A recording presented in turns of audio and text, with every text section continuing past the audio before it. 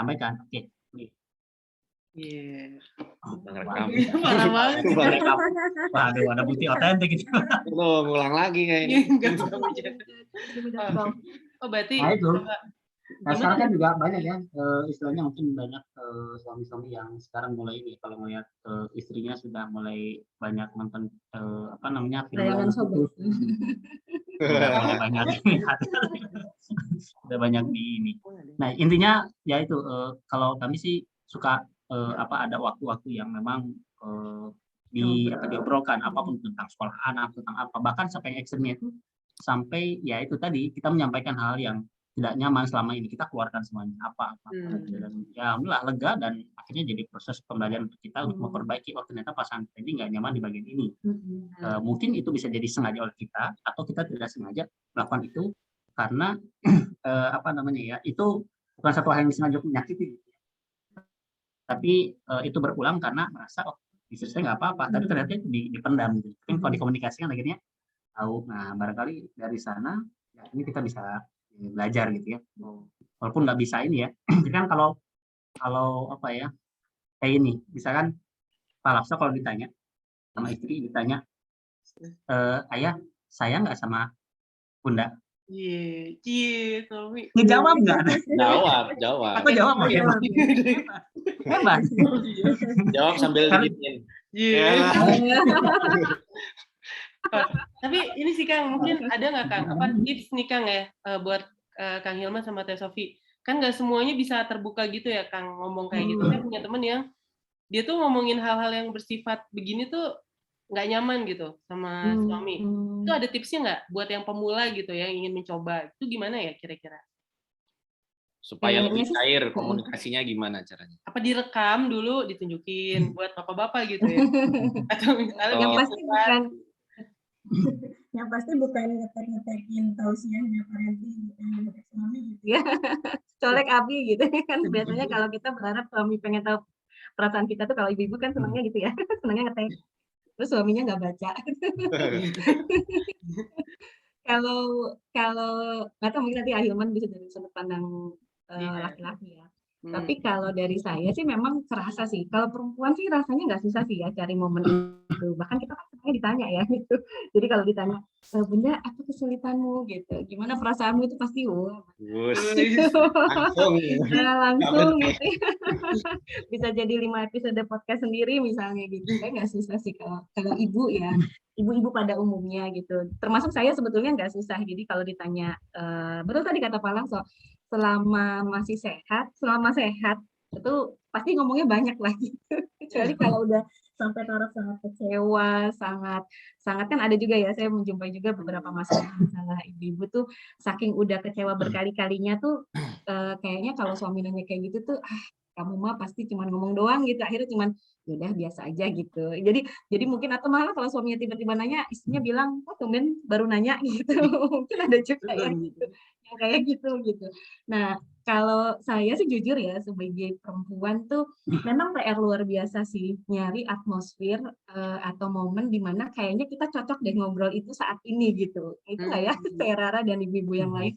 Jadi kayaknya emang susah sih, misalnya kayak apa ya, kayaknya saya merasa itu udah perlu banget diobrolin gitu. Kayaknya ada hal yang mengganjal, atau bahkan kadang-kadang ibu-ibu mah habis dengar kajian parenting juga pengen nyatanya langsung diskusi gitu sama suami gitu. Sementara mungkin suaminya belum mau diajak ngobrol gitu. Jadi kalau saya sih kayaknya nyari momentum itu kayaknya PR pertama buat kita sebagai ibu-ibu, buat nemuin udah cocok belum ya gitu ngobrolin itu saat ini. Dan untuk nyari momentum itu ternyata salah satu skill yang penting untuk ini mau ke film.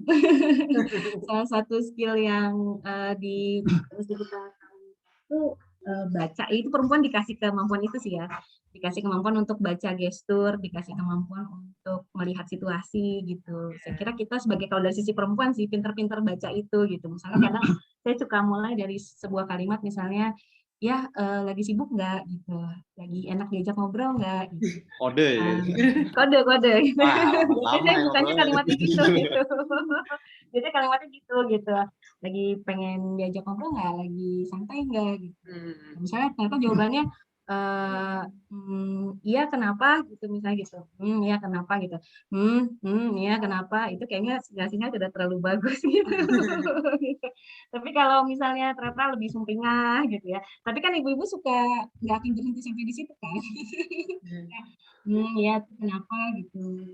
Kalau saya sih ya mungkin ayah bunda juga sama ya caranya sendiri. Tetap kenalin bahasa cintanya kan. Misalnya kalau misalnya kayak Hilman misalnya ya mau dibikinin yang anget-anget nggak misalnya gitu, itu kata kode kedua misalnya bikin anget-anget gitu. Oh iya boleh gitu. Ini anget-anget gitu. Terus misalnya kadang-kadang kalau Hilman sebenarnya dipijitin. Jadi mau dipijitin nggak gitu. Nah, itu udah kode ketiga gitu. Ketika beliau diketuk pertama, diketuk kedua, diketuk ketiga itu aman, terus mau dengerin cerita nggak gitu, itu udah tempat tuh. Maksudnya udah clear banget. Nggak bisa ngobrol Pada aja. saat tiga, tiga, empat udah dipijitin tidur. Iya, Ya itu mah usaha.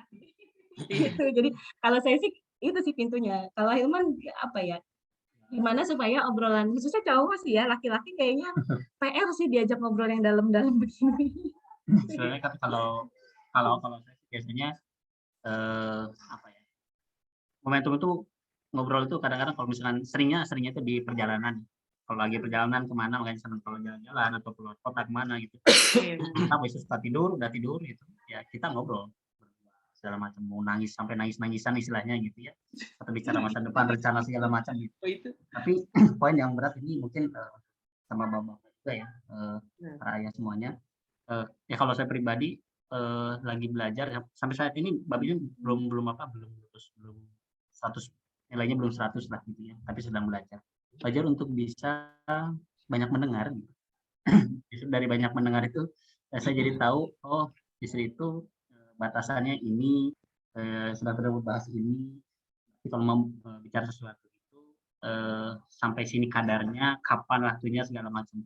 Walaupun kadang-kadang juga kita tidak mudah gitu ya untuk banyak mendengar gitu. Jadi saya ingatnya kalau dari orang tua saya itu bilangnya kalau jadi pasangan itu kudu repok, nujipok gitu kan. Nah gitu bolak-balik gitu. Jadi ya intinya jangan dua-duanya. Ya artinya ada yang mendengar segala macam. Jadi walaupun mungkin saya banyak belajar dari istri saya bagaimana cara belajar. Kadang-kadang nanya gimana sih di psikologi itu belajarnya 2 SKS untuk belajar bisa mendengar itu gimana sih, mendengarkan dan segala macam gitu. Ya itu jadi kalau saya belajar baik mendengar, kemudian cari momentumnya itu kadang-kadang kalau kita sengajakan untuk kita ngobrol, waktunya oke, malam ini ntar ngobrol ya, udah tidur. Namanya kita evaluasi visi misi keluarga ya. Enggak langsung tiba-tiba ngantuk. Nah, ini kan nggak jadi. Benar-benar. Tapi kadang-kadang kita kalau lagi jalan, nah kita menikmati terus lagi jalan-jalan gitu, atau lagi apa, itu kita suka ngobrol dan justru di momen-momen yang kayak gitu tuh bisa apa ya, ngobrol bisa dalam walaupun mungkin waktunya nggak panjang gitu. Ya kan udah sampai tujuan udah selesai gitu, tapi kita dapat poinnya gitu. Nah itu jadi ya harus dimulai, memang mungkin kalaupun itu susah tapi bukan berarti tidak bisa diupayakan, karena ngobrol itu ya harus itu menjadi lem ya. Ini biar saya tahu gitu. Oke. Gitu, Rara. Oke. Ya kalau sering juga saya jadi keinget ya, kalau dulu kan ya sama lah, namanya nikah kan pasti awal-awal tahun pernikahan tuh tadi banyak penyesuaian. Iya. Dan seingat saya nih ya, kalau dulu pas akhirnya kami tuh bisa ngobrol cair tuh, seingat saya adalah satu momentum yang Kayak aku stres gitu ya. ya waktu itu Kayak istri lagi stres, gitu, baby blues tuh ya, maksudnya baby wah, blues, ini marah-marah. kan tadi kalau kata Kang Hilman, ini kalau kejadiannya berulang-ulang gitu atau sering disinggung berkali-kali berarti kode kan. Nah, kadang ada kalanya istri itu ya mungkin tadi karena lagi kondisi stres atau udah kecapean, nggak sempat untuk meminta waktu untuk ngobrol. Nah ini kalau di keluarga kami waktu itu pas ada kondisi kayak gitu, akhirnya ya karena ini ya mungkin basicnya orang teknik juga, mengumpulkan fakta gitu ya udahlah kita perjelas itu, maksudnya saya ingat maksudnya pas ada awal-awal pernikahan itu kita ngobrol ya mungkin sampai nada tinggi ada, tapi waktu itu yang saya kejar adalah ya ini harus jelas, harus kelar, yang yang dipermasalahkan atau yang jadi Biasa. bahan pemikirannya istri Sampai itu ada seperti solusi, apa gitu. sampai ada solusi ya. Jadi kadang yang setelah saya pelajari dari beberapa kali ngobrol waktu itu, jadi permasalahan atau apa yang dirasakan istri itu kadang ya karena mereka overthinking gitu. Overthinking terus mikirin mungkin kejadian A, nanti implikasinya bisa B, C, D, E, F, G, H, I, J. Dan itu sebenarnya perlu ada rekan yang mengurai, melogiskan sebenarnya mana sih yang realistis itu kayak apa, gitu, yang relevan kayak gimana. Nah, itu. Jadi perlu. Jadi pesan malam ini adalah suami jago membaca kode dari istri. Istri jangan sungkan kalau mau diajak butuh ngajak ngobrol suami ya. Jadi suaminya belum peka ya. Kalau belum peka, gimana dong Pak? Dicuratin Pak. Jadi gimana Pak? Itu kalau belum peka biarkan aja proses belajar, karena biarkan itu jadi proses belajar yang nggak pernah berhenti. Jadi dari belajar itu kan akan tumbuh kita baru terus ya, jadi nggak pernah bosan mencintai dan gitu. Kan wastilahnya gitu ya, kan ada yang bilang kamu nikah memang ya. Dulu saya ada ngobrol sama waktu di Jepang tuh, ngobrol ada orang Jepang, kamu udah nikah ya, kaget gitu. Oh semudah kamu berani untuk menikah, memang nanti kamu setelah menikah kamu seumur hidup sama wanita itu, sama istri kamu nggak bosan gitu. Saya bilang begitu, karena setiap hari akan ketemu dengan orang yang sama segala macam. Oh enggak, saya percaya, saya jawabnya saya percaya bahwa selalu ada cinta baru yang yang akan terus tumbuh. Salah satunya adalah saat kita belajar untuk mengenal istri kita gitu. Karena kan kita kenal istri kita di waktu sebelum menikah, dan setelah menikah akan beda karakternya. Kita akan belajar lagi kan gitu ya. Kemudian kita setelah menikah, anak satu beda lagi dengan karakter waktu sebelum punya anak. Udah punya anak 3, 4 terus segala macam, berubah lagi karakternya, kita belajar lagi. Setelah anak kita udah besar, udah gitu, belajar lagi. Jadi harus belajar terus, dan di situ kita ternyata pasangan kita sudah metamorfosis menjadi satu karakter yang begini ya. Ini jadi menarik. Nah di situ jadi kalau ini wasilahnya gitu ya. Jadi kita selalu ada hal yang bisa kita pelajari dari pasangan kita, memahami perasaannya segala macam gitu. Dan juga ya di situ cita-cita baru itu datang. Ini gelisna kieu gini baru pada orang yang sama ya, Kang ya. Nah, orang yang sama. Diperjelas baru pada orang yang sama. Jangan baru. Boleh. Iya.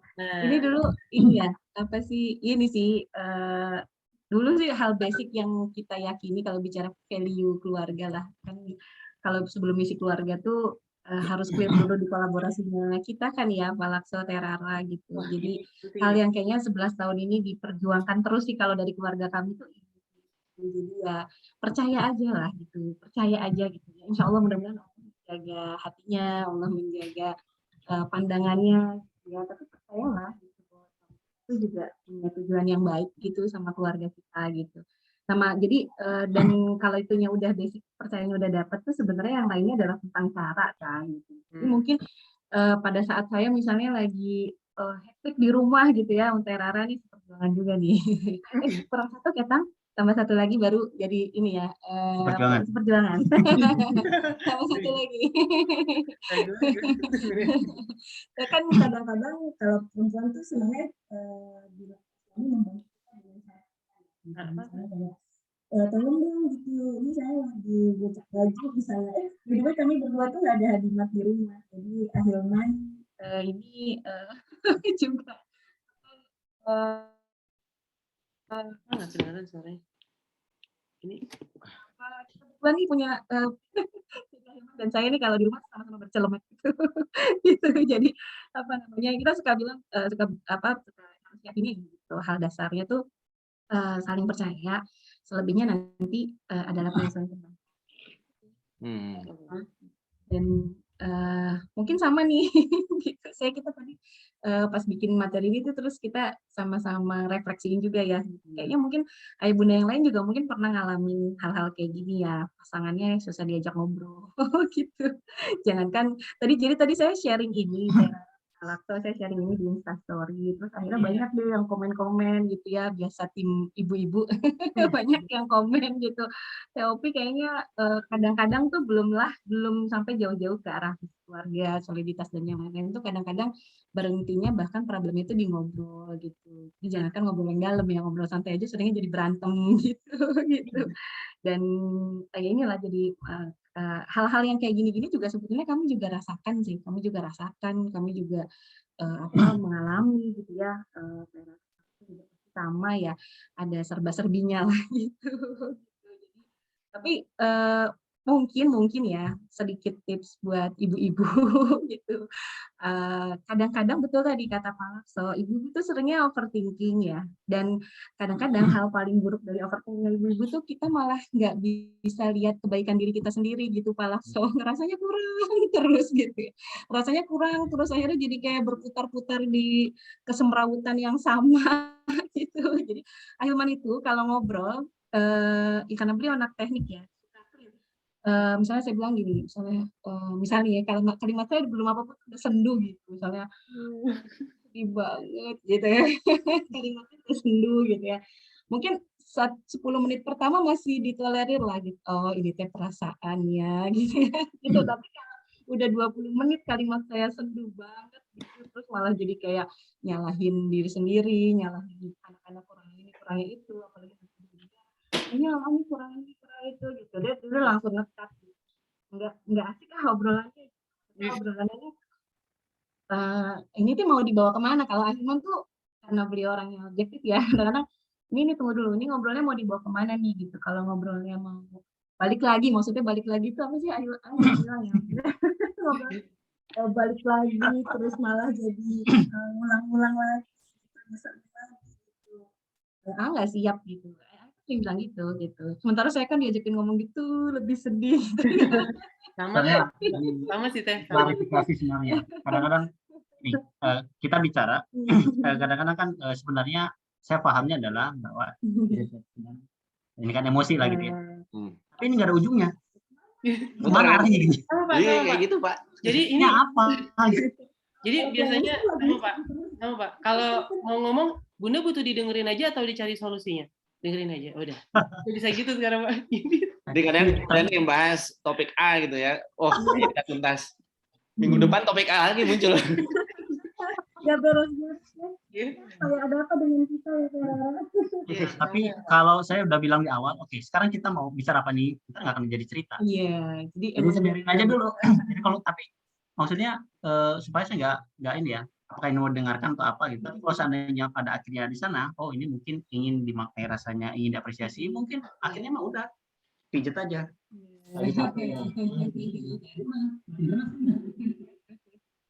Apa namanya itu ceritanya tambah panjang lagi, makin keras lagi. Dan akhirnya tidak ada solusi sih sebenarnya. Ya, akhirnya bukan minta solusi, tapi ini minta didengar, minta merasa capek. Dan akhirnya ya kita harus kasih semangat. Apresiasi enggak, udah itu anak-anak sehat-sehat gitu. Ya sambil pijit-pijit dikit begini gitu. Tepuk dikit. Nah itu udah beres. Atau kadang dengerin aja tuh udah separuh masalah hilang Pak. Bermasalah selesai. Separuhnya lagi mungkin besoknya jalan-jalan malah. Nah, baru masalah hilang, masalahnya pindah gitu. Pindah. Apalagi ya, itu kali langsung ke anak-anak. Sebenarnya kita tuh punya rutin ini ya, punya hal yang rutin dilakukan. Kita mapping. Ini sih sebetulnya kita juga baru belajar kan, kita jadi pelaku homeschooler. Apa kayaknya? Untuk kapalnya pernah lihat nih kayak gimana ya? Family map gitu, kita kayak bikin family map gitu ya. Karena kita posisinya di rumah orang tua, saya masih simpen sih Teh Rara, Pak Lakso, potretan-potretan saya kalau lagi dapat vibes-nya, oh Ahilman enak nih diajak ngobrol, misalnya kadang-kadang bisa sampai lama sih.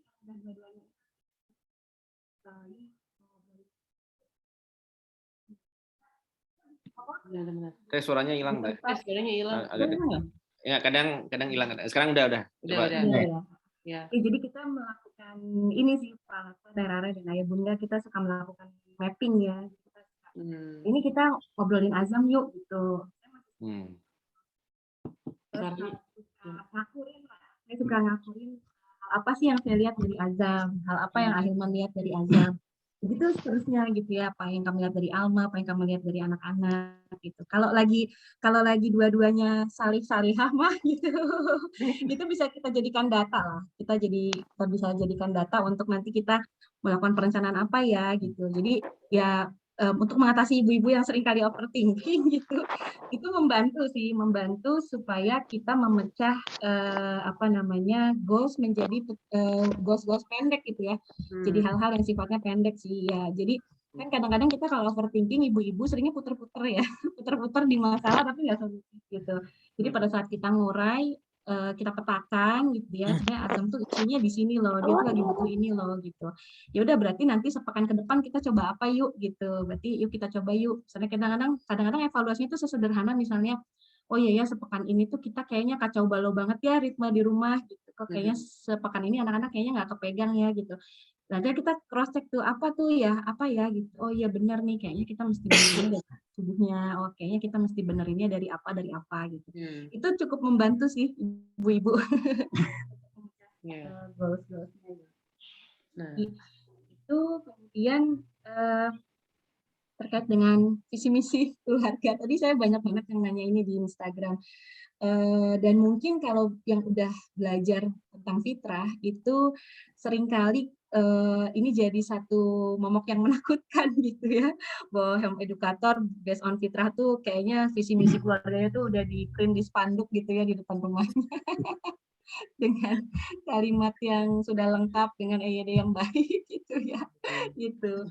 Tapi kalau dari saya sama Ahilman sih percaya sebenarnya visi misi keluarga itu bukan hasil akhir sih ya, dia prosesnya alamiah dan itu akan bisa kuat kalau hal-hal ini tuh udah ke checklist sebelumnya gitu. Nah ini sih yang kami tadi evaluasi berdua, oh iya ya, kayaknya kalau bicara tentang visi misi keluarga tuh nggak akan bisa kita move on ke sana kalau kita nggak saling bisa jaga rasa aman satu sama lain gitu.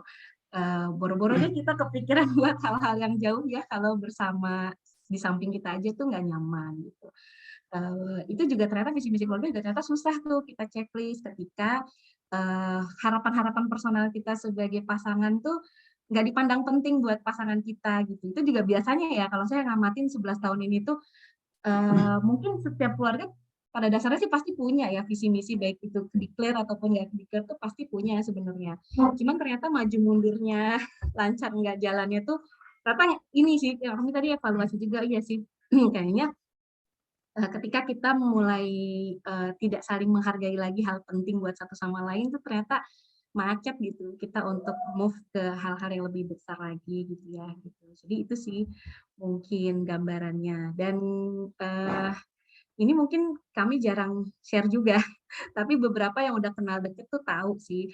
Sebenarnya kami tuh baru belajar tuh tahun 2016, jadi baru pernikahan tahun kelima lah, baru belajar kolaborasi tuh sebetulnya baru 5-6 tahun terakhir ya. Jadi baru belajarnya tuh tahun 2016 karena memang kita waktu itu ditempa pindah ke Kuala Lumpur jadi istrinya mahasiswa gitu. Saya tadi mau tayangin foto-fotonya tapi nanti takut viral ya.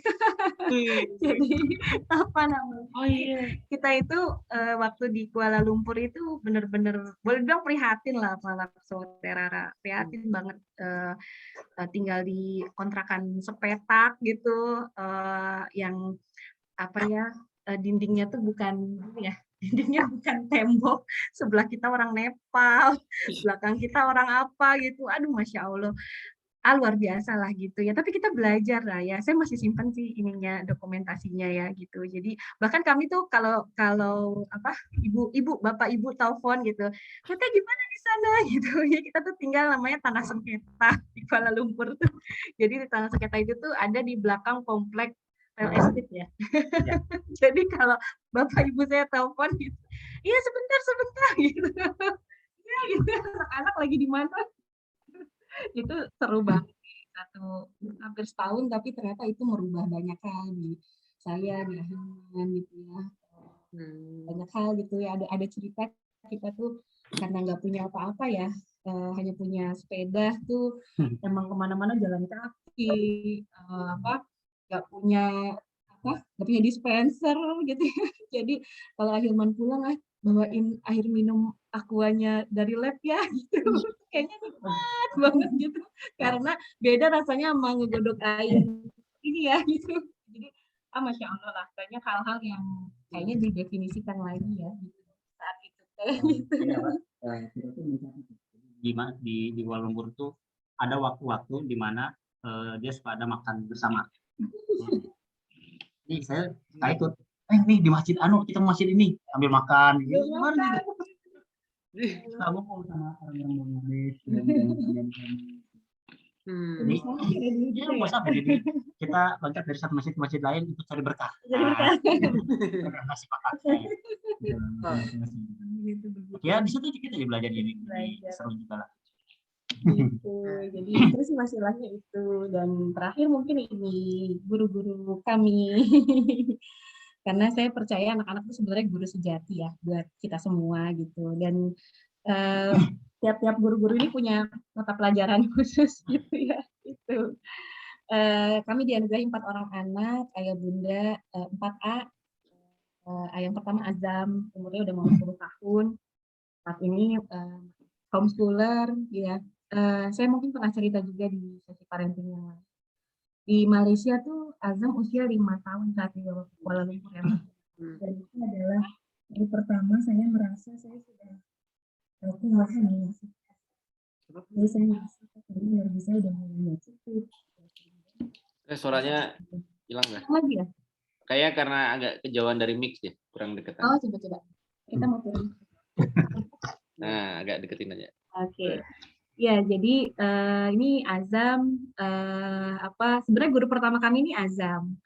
Khususnya buat saya ya, khususnya buat saya. Jadi pada saat dibawa ke Kuala Lumpur tuh Azam umurnya sekitar 5 tahun. Saya mulai ngerasa kewalahan sekali ngasuh Azam gitu. Kewalahan, saya ngerasa sering banget bentrok ya.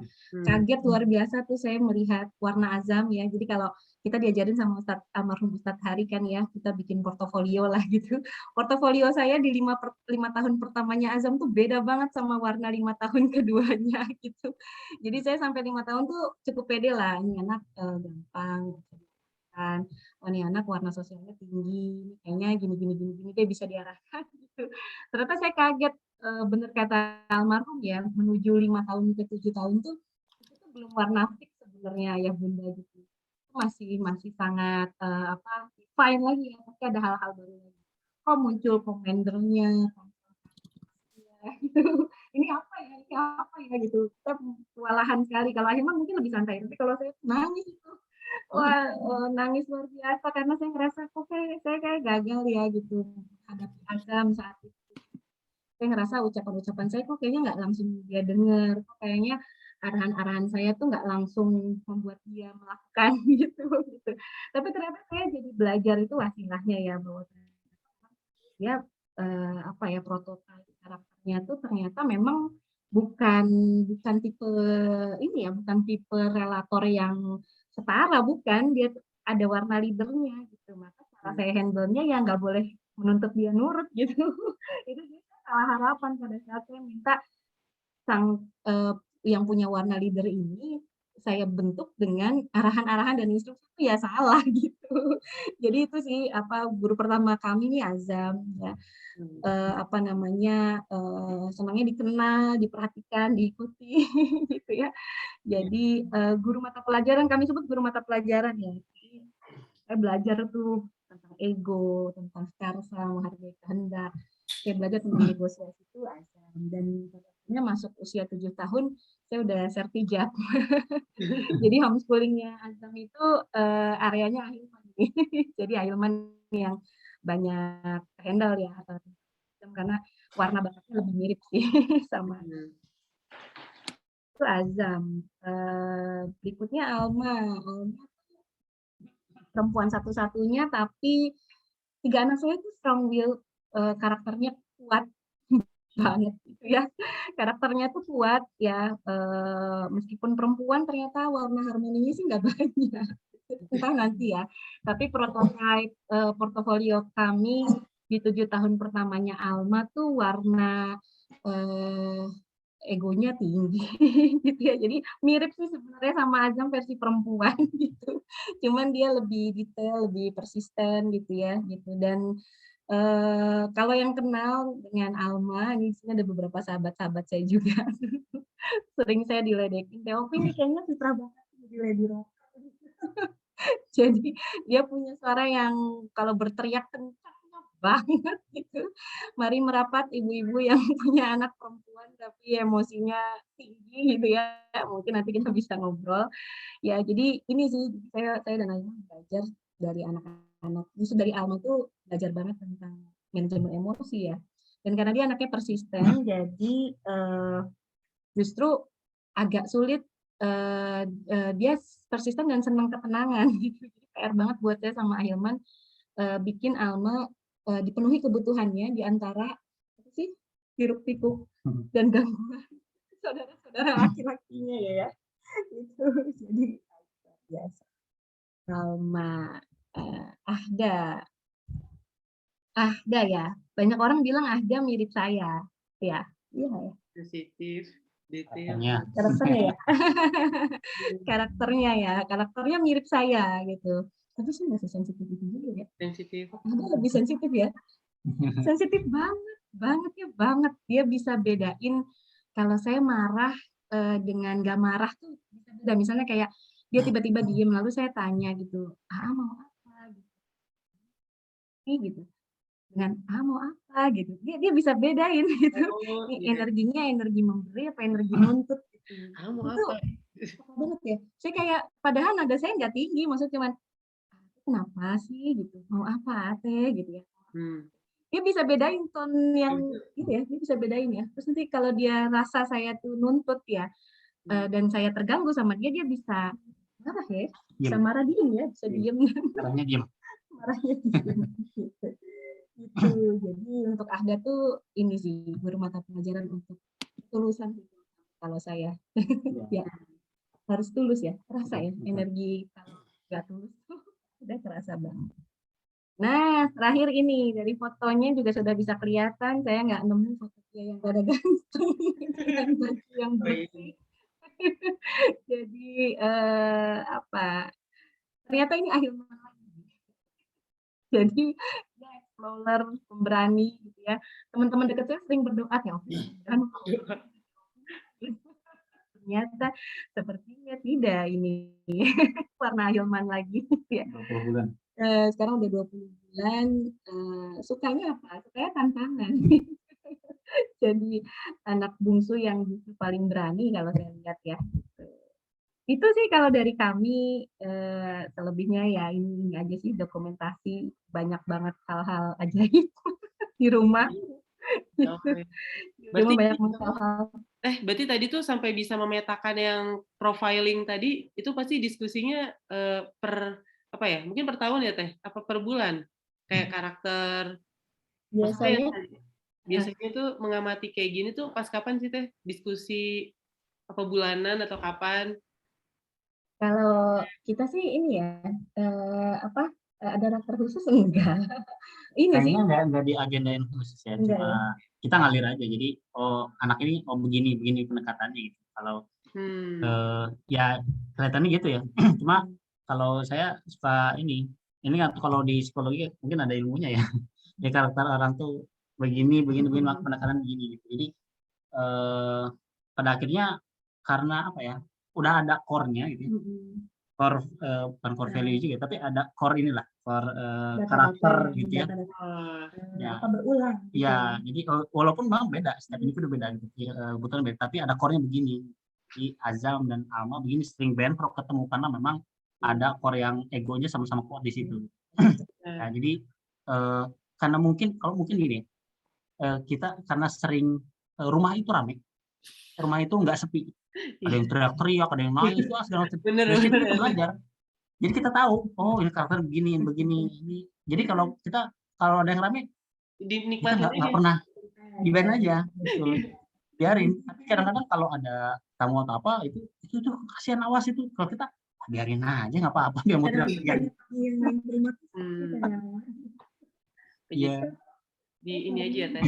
Bener ya. Sampai anak ketiga itu ya ada itu mukul dan nendang kejadian begitu. Tapi ya kita istilahnya nggak selalu gimana gitu ya, jadi santai aja.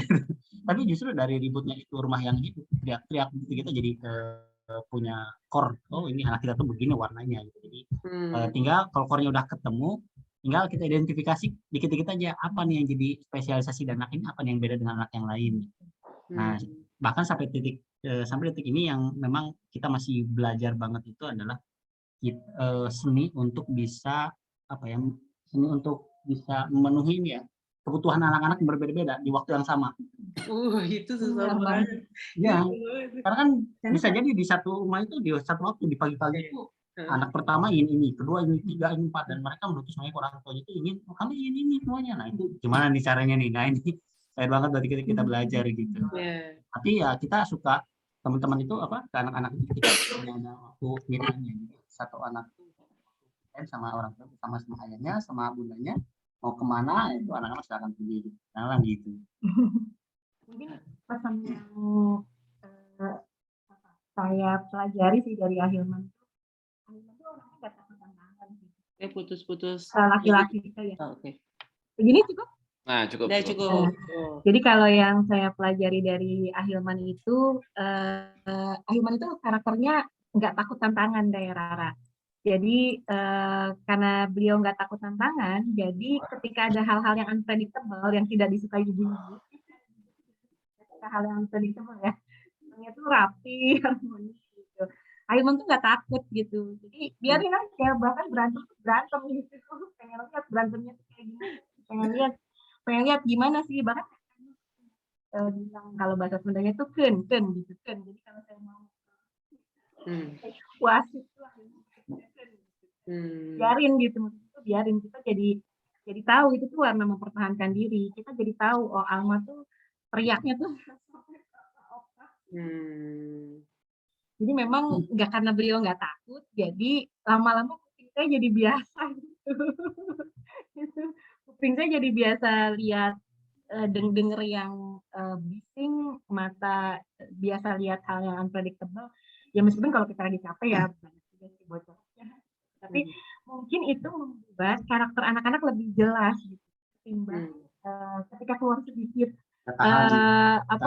warnanya kita redam gitu. Jadi yang nggak keluar diri dia yang sebenarnya kan gitu. Itu juga yang kayaknya jadi masalah banyak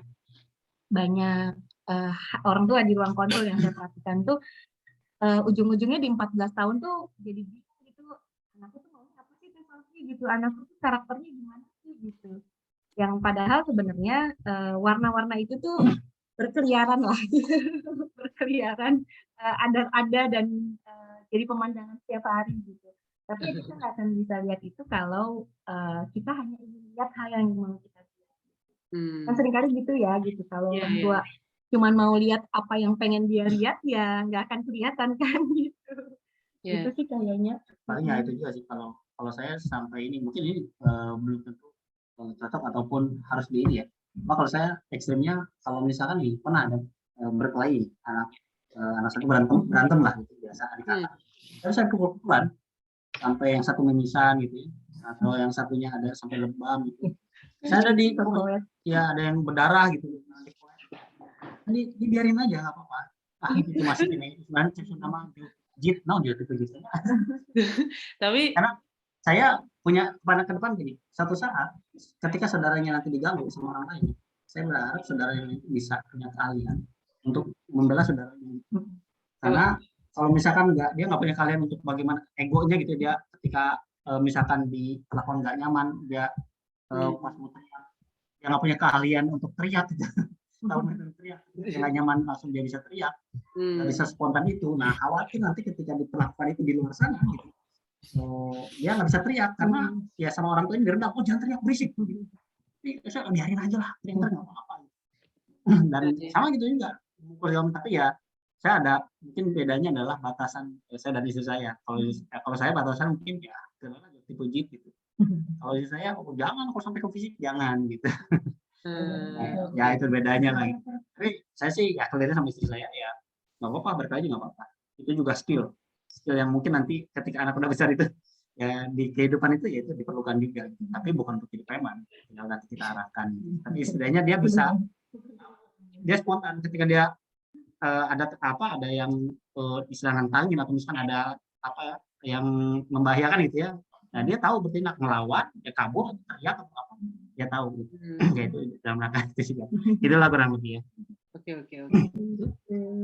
Jadi hikmahnya jangan terlalu cepat khawatir gitu ya Teh. Kalau ini anaknya suka berantem, ini berarti agresif banget nih. Karena bisa jadi itu sebenarnya sedang masa perkembangan juga kan Teh ya.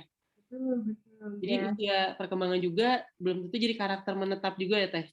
Sebenarnya ya. Kayaknya sih memang pengasuhan rumah kami juga jauh dari sempurna, ayah bunda, Terara, Pak Lakso. Cuman mungkin saya sering ingat kata-katanya Ahilman gitu. Setidaknya dari semua hal yang masih banyak lubang di sana sini gitu ya. Wah banyak banget lah gitu. Kalau kita di homeschooling kan kita rutin tuh ya bikin refleksi gitu. Ya kayaknya misalnya contoh gitu, PR lubangnya Mas Ajam itu dari 2 tahun yang lalu kayaknya nggak habis-habis utangnya. Kayak kok masih itu ketemu lagi gitu. Cuman Ahilman sering bilang hal yang bisa kita oleh-olehin di anak-anak kita tuh minimal jaga rasa percaya diri mereka gitu ya, dengan menerima dan membiarkan mereka keluar gitu. Minimal kalau di rumah sendiri mah mereka nggak takut lah jadi orang lain gitu. Dan kita belajar untuk ngelihat, nggak cuma lihat hal yang pengen kita lihat doang gitu. Nah kalau itu udah dimilikin sama anak-anak kita tuh kemampuan untuk survival beradaptasi di situasi-situasi yang lainnya tuh lebih mudah gitu. Itu sih kalau kayaknya sih itu sih oleh-oleh yang mudah-mudahan ya. Kita kemarin pas refleksi juga akhir tahun apa ya anak kita udah bisa apa ya gitu. Ya salah lah di tandingnya matematika gitu. Apalagi kemarin kita juga geleng-geleng kepala kan anak-anak HS tuh juga ada UAS-nya ya gitu. Kayak contoh misalnya saya cerita nih sama teman-teman dekat saya ada di sini beberapa di antaranya apa yang disebut dengan gagasan pendukung gitu ya. Kalau anak-anak yang sekolah kan mereka pasti apa itu definisinya apa gitu ya. Gagasan adalah gitu. Kalau Mas Ajam bisa jawab dengan ya satu kalimat yang digunakan untuk memotivasi orang lain. Jawabnya kayak gitu tapi ya udahlah gitu. Yang mungkin ya sisi akademik tuh keskipnya banyak gitu. Tapi kan bukan itu Bang. Mudah-mudahan sih pede ya. Kita kemarin Ajam ikut festival, salah satu festival tentang project gitu. Anak-anak yang lain tuh bikin project tuh latar belakang, project science apa gitu, presentasi depan umum. Sementara Mas Ajam tuh yang udah dikumpulin dia mepet ya, dia mepet terus ujungnya dia bilang udah bunda aku tahu apa yang akan aku bilang gitu. Kita semua datang, tadinya kita udah malu, bisa datang apa ya? Ini dengerin aku orang kita tahu betul dia nggak nyiapin apa-apa gitu, nggak nyiapin terbelakang apa gitu.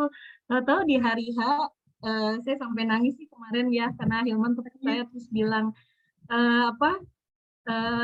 tuh lihat tuh gitu, saya masih sedih tuh lihat tuh anak laki-laki yang dikhawatirin tuh gitu, masih khawatir nggak gitu karena dia naik panggung terus dia ambil mic gitu. Dia bilang ini jus hai teman-teman saya Azam gitu, umur saya 10 tahun saya homeschooler, ayah saya ini, ibu saya ini gitu, hobi saya jualan hobi saya jualan, dia cerita ya kenapa dia kayak gini kayak gitu. Buat kalian yang mau coba jus saya, maju ke depan, saya bawa jusnya gitu. Jadi dia hampir apa ya, datang santri anak-anak gitu ya datang terus nyobain dia gitu. Ya terus saya masih sedih sih kalau ingat itu, terus saya bilang ya kadang-kadang kita tuh suka gitu ya Terara gitu, kita tuh suka khawatir sama anak-anak kita karena kita cuma padahal sebenarnya ya bisa jadi mereka tuh dititipin warna yang beda sama kita gitu. Dan saya cuma bilang gitu ya tuh lihat gitu anak yang kamu khawatirin gitu yang sering jadi topik obrolan kita tiap malam gitu, yang sering di apa sih yang digerendungi gitu di apa di apa kayaknya mungkin ibu-ibu suka nggak bisa menahan lidahnya ya untuk mengarahkan untuk itu kan kadang-kadang kita suka seperti itu ternyata ya dia udah punya caranya sendiri dan itu adalah hadiah paling mahal yang bisa kita kasih buat bekalnya dia gitu. Saya jadi ikut terharu nih. Jarang-jarang ada Sofi nangis soalnya. Sumpah. Berapa tahun Teh Sofi aduh baru sekarang nih kayaknya. Wah ini kayaknya ini banget nih. Oke, Teh Kang Hilman, ini ada Ini pertanyaan ada di Yep. sini. Ada slide-nya nggak? atau masih ada slide lagi Masih ada nggak? slide lagi Teh? nggak? Udah. Oh, udah. Ya. Oke. Nah, Masya Allah nih banyak banget insight yang kita dapat malam ini. Kita coba lihat dulu ya pertanyaan di kolom chat. Ini buat ayah bunda yang lain kalau mau ada pertanyaan boleh tulis di kolom chat. Kalau memang ada yang mau ngobrol langsung untuk menyampaikan pertanyaan juga boleh, tinggal ngacung aja ya. Ini saya bacakan dulu. Barakallahu Teh Sofi dan keluarga, izin bertanya Teh. Ini dari Bunda Anindya Putri. Kan anak-anak homeschooling semua. Ini bagaimana manajemen waktu Teteh di rumah antara pekerjaan rumah tangga dan membersamai anak-anak Teteh. Terus pertanyaan tambahannya, beda. Ini beda pertanyaan. Oke, itu Teh. Jadi terkait homeschooling, gimana cara manajemen waktunya?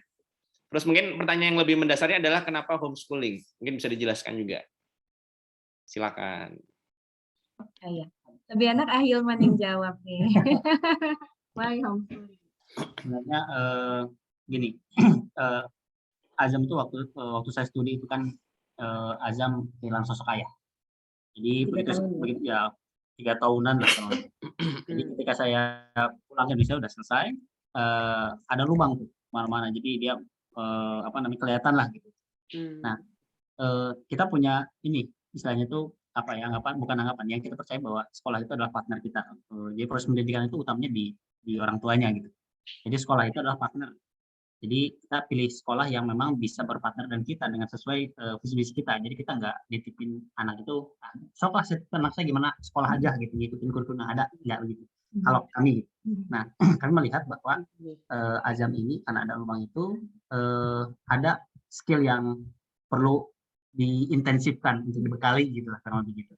Yaitu tentang tentang kemandirian. Pokoknya kita asesmen kemudian kita istilahnya bagaimana caranya supaya Azam itu bisa intens dengan ayahnya. Nah, kita tarik dari sekolah. Jadi kita nggak ngeliat dulu nanti gimana matematikanya bahasa Indonesia. Itu mah skill yang kami yakini skill itu tentang matematika pelajaran itu bisa diusul. Kalau misalnya sikap belajarnya, emosinya, sosial emosinya itu sudah terbentuk sudah benar. Dari awal keyakinan itu. Karena kan supaya ilmu itu apa yang dipelajari pun itu ya pada akhirnya bisa melahirkan satu karakter atau satu akhlak gitu. Itu kan harus punya fondasi emosi yang bagus, sikap belajar yang baik juga kan ada adab gitu. Jadi kita ingin membenahi adab nih. Adab itu kan iman, adab, ilmu gitu ya. Yeah. Nah, kita ingin benahi itu adab gitu. Karena ada yang luar situ. Kita tarik. Udah, kita buat programnya gitu. Walaupun kita di 1 tahun awal itu kita nggak belajar khusus tentang matematika segala macam. Boleh dibilang cari masalah sih sebenarnya. Kita nggak punya background homeschooling. Kita orang tua kita bukan. Kita yakin itu aja bahwa ya anak saya ini harus benahi dulu ini. Percuma matematika bagus segala macam gitu. Tapi kalau ini masih lubang, nah ini juga nanti berat PR-nya makin jauh. Selagi waktu usianya belum besar gitu. Itu latar belakang awalnya. Ini sepakati dan sini ya kami bagi-bagi lah gitu. Jadi di tahun kedua itu kita sudah mulai untuk jadi ya tentang hitung-hitungan fisika IPA saya, bahasa Indonesia, PPKN ini gitu ya, agama saya, gitu. Jadi belajar dari ibadah subuh, kemudian al-masurotan, baca Quran, jadwal pelajaran. Ada beberapa materi itu bersilaturahmi belajar. Kita targetkan nih kemarin tuh contohnya kita ada satu tokoh Azam sama ini gitu. Azam sok 1 minggu magang sana. Magang dari apa segala macam dan Azam apa yang insight dari sana nanti dipresentasikan di kita gitu. Kita kasih proyek jadi magang di toko itu belajar tentang merapihin barang-barang segala macam magang. Sampai ngepel betul pel toko di situ Masya Kalau Allah, itu. Azam. Jadi kita sistemnya kita yang apa namanya ya? Kita yang nggak bisa. Jadi banyak orang tua bertanya, tapi kan kalau homeschooling Kurang deketan teh. Kurang deketnya nggak kedengeran teh. biasanya kalau homeschooling itu banyak yang khawatir karena merasa perangkatnya. ya. Coba. Nah, ini teh. Banyak orang tua merasa takut ketika homeschooling. Perangkatnya hanya rumah. Perangkatnya hanya rumah, jadi kayaknya hal-hal yang nggak bisa diasah sama rumahnya gimana? Tapi caranya tuh ini sih tadi bermitra ya, partner. Mulai dari yang terdekat ada di sekitar kita sih. Misalnya kalau kami misalnya lihat Azam bakatnya jualan nih, seneng bukan bakat lah, kita mungkin belum bisa definisikan, tapi saya lihat dia seneng lah, dia enjoy di sana. Kita kirim tuh kata Hilman, kita kirim ke saudara yang punya toko gitu ya, yang kita nggak punya tokonya. Jujur saya nggak ada bakat jadi nggak ada bakat berdagang. Hilman mungkin punya bakat, tapi udah ujung-ujung saya buka warung di Patungan. Tapi kayaknya obrolan sama Azam akhir tahun kemarin dia bilang, benar aku diizinin nggak kalau aku buka sesuatu, jadi dia mau menjual sesuatu gitu. Nah ini kita belum tahu dia punya rencana apa, tapi mungkin ke depan setelah dia belajar kita mau mengikhlaskan garasi kita untuk jadikan jualan sih kayaknya. Satu hal yang paling penting adalah kalau kita memutuskan anak kita ingin homeschooling itu, yang paling penting adalah kita harus memahami dulu laju kita ngelihat dari sudut pandang kita nggak ngelihat orang lain. Kalau ngelihat orang lain nanti susah, sakit kepala juga gitu. Oh ini udah hebat matematika, hebat segala macam. Tapi kita harus yakin dulu apa yang ingin kita kembangkan di rumah. Tapi homeschooling juga itu bukan pilihan yang terbaik. Itu bergantung pada karakter keluarga. Jadi artinya jangan dipaksakan homeschooling kalau memang karakternya berbeda. Kita juga mencoba gitu ya, dan ternyata polanya begini gitu ya. Nah, tapi belum tentu bahwa pola yang kami jalani ini cocok di keluarga yang lain. Jadi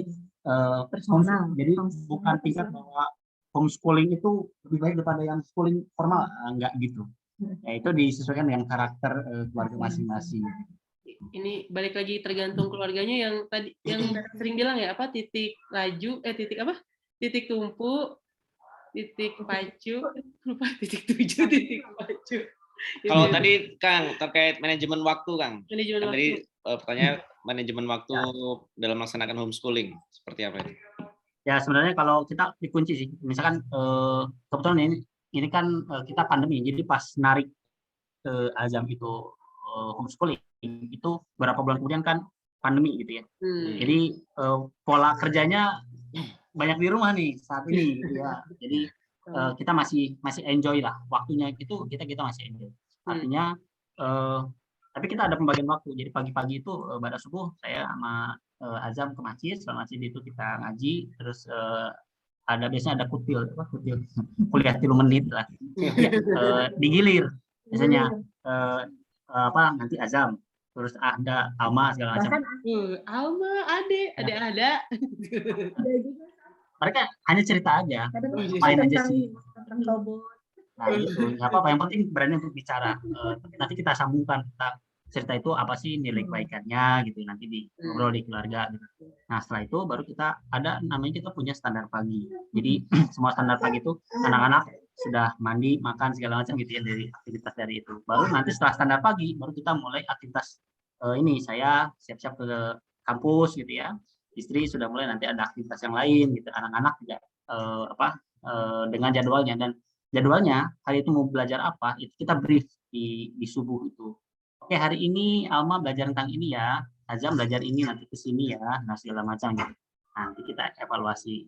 Nanti setelah maghrib kita kumpul lagi, setelah sholat maghrib kita kumpul lagi, terus kita ngobrol. Intinya memang di awal-awal menemukan waktu itu susah, karena saya ada kantor gitu ya, istri juga ada kegiatan segala macam, itu susah. Tapi artinya pola waktu itu tidak ujuk-ujuk ada gitu. Kita harus cari polanya.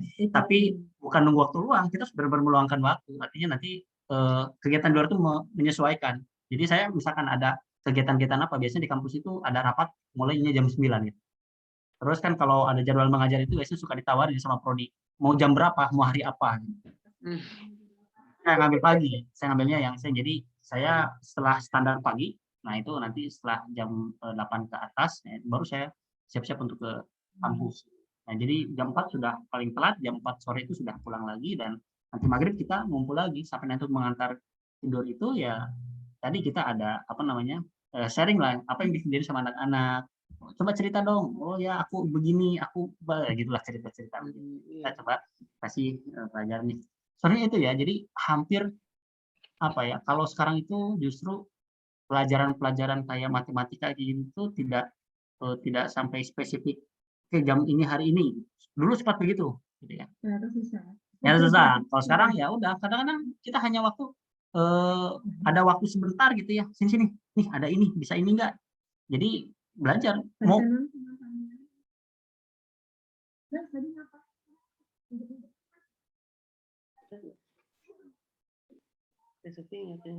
Hilang teh suaranya. Suaranya hilang. Ya, jadi kadang-kadang sekarang udah ada belum? Ada. Oh, mic-nya di sini. Ini kita turun aja kayak gitu kan. Nah, jadi apa namanya kalau sebenarnya mungkin untuk membuat lebih tenang gitu, kita nggak bisa, yang saya pelajari adalah kita tuh nggak bisa dan tidak sehebat itu sebenarnya mengontrol semua aktivitas anak-anak.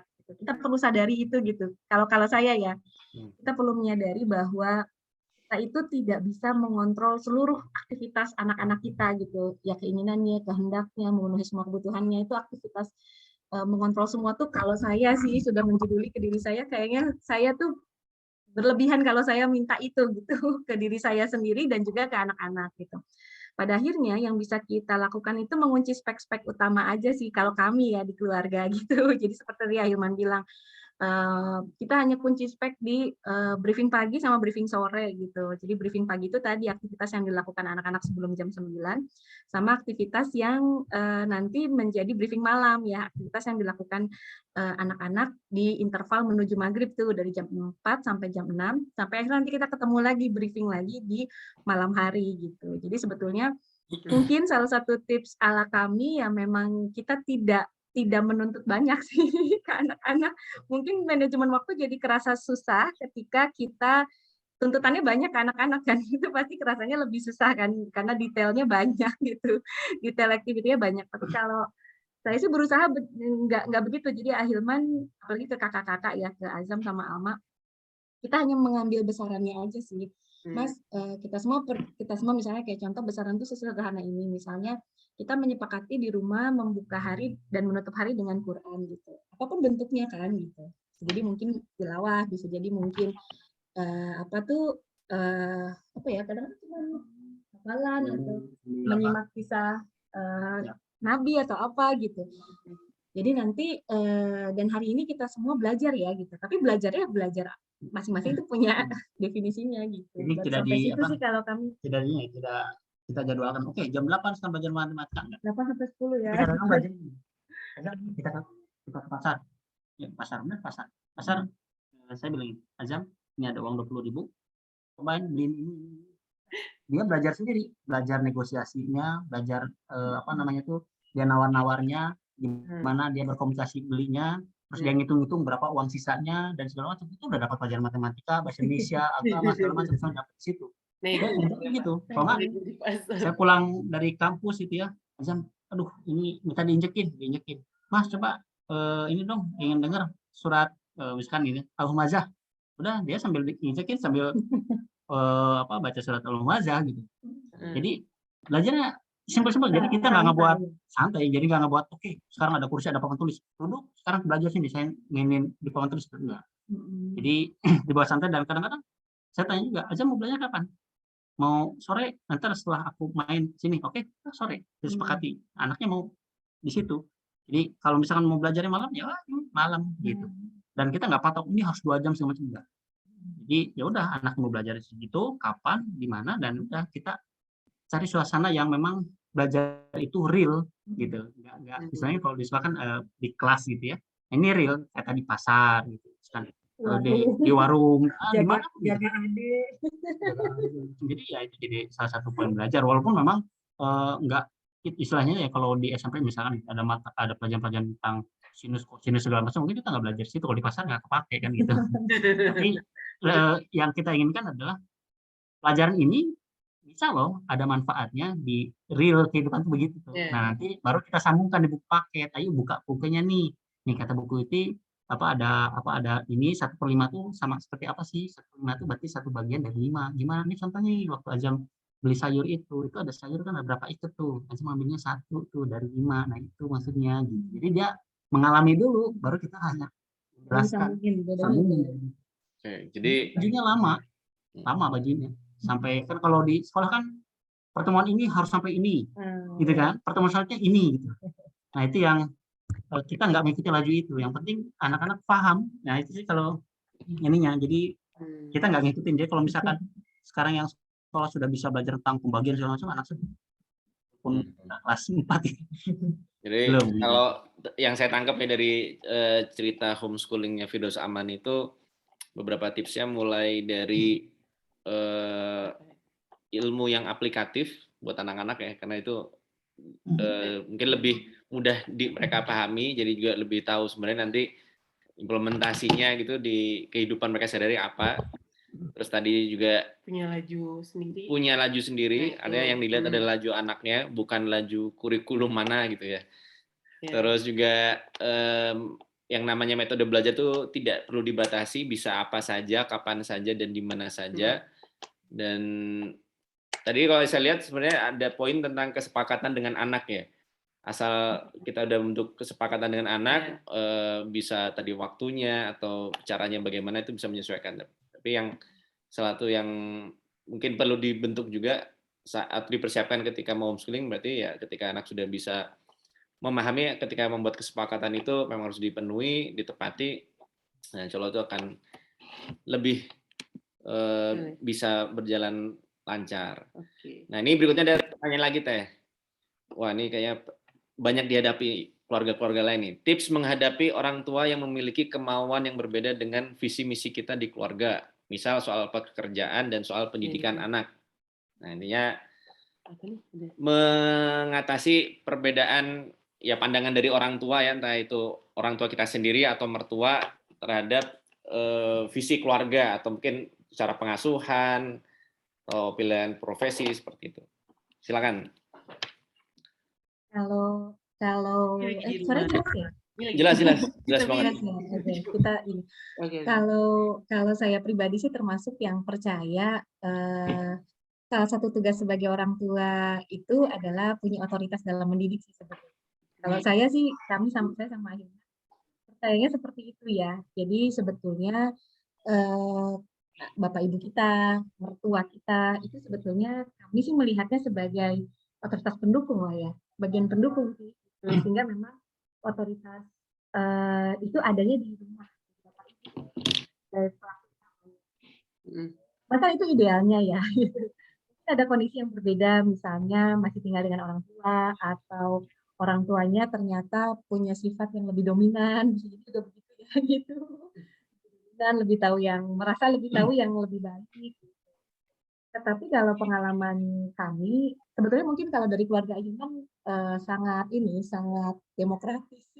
Jadi memang lebih cair. Jadi kalau ya dibiarkan anak-anak setelah menikah dibiarkan dengan caranya sendiri lah. Kalau menjumpai kesulitan baru minta bantuan lah gitu. Akhirnya jadinya lebih mandiri. Kalau Bapak Ibu saya karakternya sebetulnya lebih facilitating, lebih khawatir, lebih ngomong, lebih sih apa yang bisa belum itu bantuan kita dibantu lah gitu. Tapi menyepakati satu hal bahwa ketika sudah menikah itu setiap anak tuh harus belajar juga jadi orang tua. Jadi memang itu sih kayaknya otoritas itu yang perlu kita miliki. Kalau saya sih percaya sebetulnya kita semua bisa melakukan itu. Saya percaya kita semua bisa. Cuman ketika itu ternyata masih sulit, mungkin faktor koreksinya adalah apa nih hal yang membuat kita yang mungkin saat ini belum bisa dilepas, ataukah pendapat kita belum bisa dipercaya, gitu. Sederhana lah gitu. Bapak ibu saya tuh kaget ketika kami pilih buat azam gitu. Itu luar biasa. Atau ketika Alma kami belum sekolahkan ya, meskipun usianya udah 7 tahun, baru akan SD nanti di 7 3 ya Kak. Kalau level tuh 7 tahun 3 bulan. Hal-hal sederhana, sekarang gitu kan pasti ada lah ya. Tapi saya selalu percaya ya itu tuh semua yang jadi masukan mereka tuh ya rasa sayang, tapi otoritas untuk memutuskan tuh adanya di kita. Gitu. Dan kayaknya mungkin belajar untuk ini sih, mungkin pada beberapa orang tua memang dia perlu bahwa kita tuh fine kok dengan pilihan. Gitu. Jadi mungkin ya. Suaranya teh. Kalau orang tua melihat kitanya ragu gitu ya, atau melihat kita kok kayaknya menyedihkan gitu atau banyak keluhan gitu kan, mereka juga pasti jadi sulit menahan diri untuk memberi bantuan kan gitu. Jadi sebisa mungkin sih kalau saya pribadi hal-hal yang memang bisa diselesaikan di internal suami istri itu jangan terlalu banyak melibatkan orang tua. Kalau kami sih gitu ya. Kayak gitu nggak ya? Ya, sebenarnya itu tadi apa namanya ya? Kalau saya sih logisnya, cuma dari sisi laki-laki ya kita harus yakini bahwa orang tua kita punya nilai baik, dan kita pun punya nilai kebaikan. Sama-sama kebaikan pasti ada titik temunya. Gitu. Titik temunya di mana, itu yang harus kita cari. Tapi kembali lagi bahwa yang pada akhirnya berkaitan dengan misalkan tentang rumah tangga, tentang anak, khususnya anak gitu. Nah itu ya kita yang ininya, yang jadi apa namanya, yang jadi yang punya otoritasnya gitu. Jadi yang penting gini, kita tetap mendengarkan gitu ya, tapi kita menjalankan. Akhirnya sambil kita ini negosiasi aja. Kalau saya sih visi misi itu tidak kaku ya, tidak kaku. Misalkan visi keluarga begini gitu. Karena visi saya misalnya keluarga ketika awal-awal nikah dengan sekarang punya anak 4 akan beda gitu. Jadi saya lentur aja, tapi ada core-nya tetap ada, tapi nanti lentur gitu. Jadi bisa jadi kelenturan visi misi itu datang dari orang tua segala macam. Jadi kita nggak langsung menolak gitu ya. Nah karena bagaimanapun juga orang tua kita sudah lebih hidupnya udah lebih dulu gitu. Pengalaman. Itu jadi masukan buat kita juga gitu, sebagai awareness untuk kita gitu. Jadi masukannya kita fleksibel di situ, tapi di sisi lain juga kita juga bisa paham bahwa orang tua kita hidup di zamannya yang sekarang mungkin sedikit berbeda. Nah di situ kita mainkan mana yang memang ini jadi core kita, mana yang kemudian bisa fleksibel gitu. Nah fleksibel ini menurut saya sih ya satu kepastian dan perlu fleksibel gitu, karena visi itu akan terus ya dibuat fleksibel lah ya, terus berkembang karena kita pun berkembang gitu, kondisi kita. Kurang lebih begitu ya. Saya sih berharap semoga tidak menjawab ya. Supaya nanti ada ini yang lebih ahli yang kurang lebih sepakat Kang. Kalau tadi dari Teh Sofian, mungkin kalau saya analoginya dari penjelasan Teh Sofi itu sama kayak kalau dulu ya, kalau cowok mau meminang gitu ya, mau menikah itu kan harus bisa meyakinkan. Nah, sebenarnya prinsipnya juga sama kayak gitu. Ketika kita udah menikah, ketika kita bisa meyakinkan orang tua atas pilihan yang kita ambil ya terkait pengasuhan atau apapun di keluarga kita, ya insya Allah lambat laun itu orang tua juga oke menerima gitu. Dan tadi juga sepakat juga sama dengan yang disampaikan oleh Kang Hilman. Pada dasarnya orang tua itu niatnya baik, mereka ingin memberikan nasihat, ingin membantu anaknya. Tinggal kalau misalkan memang mungkin nih kalau misalkan kita melihat ada perbedaan, belum tentu beda, tapi justru yang harus kita cari itu titik temunya tadi, persamaannya di mana sih sebenarnya, kayak gitu. Mantap Kang. Ini masih ada pertanyaan lagi Kang, semoga masih betah ya jawabnya. Nah ini dari Bunda Arum, yang tadi sebelumnya yang nanya itu dari Bunda Nur Fazilah yang tadi menanya tentang perbedaan visi misi dengan orang tua. Berikutnya dari Bunda Arum Ciptaningrum, wah ini teman kami. Jadi berarti ketika anak lagi berantem sebaiknya dibiarkan saja ya. Ini kayaknya ke Kang Hilman nih. Kadang sebagai ibu ikut greget, pengen melerai udahan, tapi kayak gitu setiap hari. Apalagi nanti ada yang datang ngadu begini-begini. Sikap yang bijak dan adil untuk semua anak gimana ya? Itu pertanyaan pertama. Mungkin nyambung yang pertanyaan kedua. Satu lagi, adakah tips gimana supaya bisa membaca atau melihat karakter kecenderungan bakat anak sedetil itu untuk setiap anak? Dan tentang portofolio anak mulai disusun sejak umur berapa? Turnuhun, mangga Kang. Tentang tadi masalah ketika anak konflik nih, apakah dibiarkan atau gimana nih? Ini Bunda Arum juga teman saya, Pak Lakso, dan sama-sama mom of four kan? Oh Ibu iya, anak benar. 4 kan? Betul. Ibu anak 4, jadi paham betul rasanya mencapai harmoni itu ya susah ya. Gitu. Kayaknya langkah pertama tuh memang harus turunkan ekspektasi. Tadi kalau bahasa saya, saya seringkali self talk ya. Ini sebagai ibu dulu nih, sebagai sesama ibu saya seringkali bilang bahwa kita tuh tidak mungkin bisa menghandle semua hal gitu. Saya udah bilang gitu sih sama diri saya sendiri bahwa harapan untuk saya bisa mengontrol semua situasi berjalan baik itu rasanya menjadi satu goals yang tidak mungkin untuk kondisi anak-anak masih kecil seperti ini gitu. Jadi itu udah dari awal udah clear lah gitu bahwa ya kalau tapi ya nalurinya perempuan ya gitu. Ya meskipun udah tahu nggak mungkin ya pengennya tetap usaha kan gitu. Jadi ya kadang-kadang ya bermainnya di ekspektasi kita ya. Kayak Arum saya sih itu satu. Yang kedua adalah ketika bicara tentang bagaimana dengan situasi yang tadi terjadi terus-menerus ya berulang dan kadang-kadang kita suka greget. Kadang-kadang kalau saya boleh sedikit merefleksikan nih, siapa yang sama Cung ya. Kadang-kadang pada saat anak-anak berantem, yang tidak nyaman dan bikin kita greget ya, sama nggak ya gitu. Itu ada dua kemungkinan. Kemungkinan yang pertama itu kitanya yang nggak siap. Jadi kitanya yang nggak siap. Mungkin kita lagi capek. Kalau kita lagi capek kan telinga kita jadi nggak pengen dengar yang berisik ya gitu.